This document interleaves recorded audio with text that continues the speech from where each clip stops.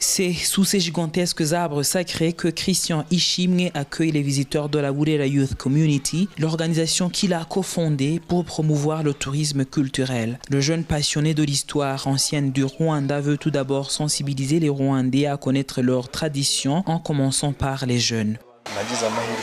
J'ai eu la chance d'étudier à l'étranger et c'est là que j'ai découvert que d'autres communautés tenaient beaucoup à leur histoire.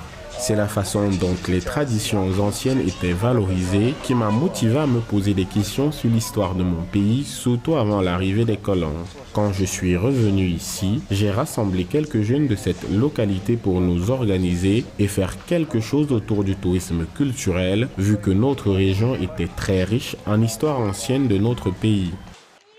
L'une des parties intéressantes de ce centre communautaire est le musée consacré à l'histoire de Nyabinghi, une divinité ancienne un peu oubliée, mais aussi méconnue de la nouvelle génération selon les responsables du musée. À travers le centre du patrimoine de Nyabinghi, ces jeunes entrepreneurs veulent attirer l'attention des jeunes Rwandais à bien comprendre leur histoire pour mieux envisager le futur.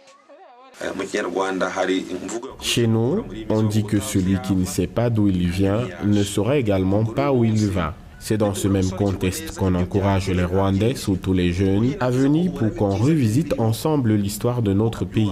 Ici, nous sommes dans notre musée qui retrace l'histoire d'une pratique ancienne de la prière. Il n'y a rien de démoniaque comme le pensent beaucoup de jeunes d'aujourd'hui. Le problème, c'est qu'on ignore beaucoup de notre histoire, surtout le côté religieux.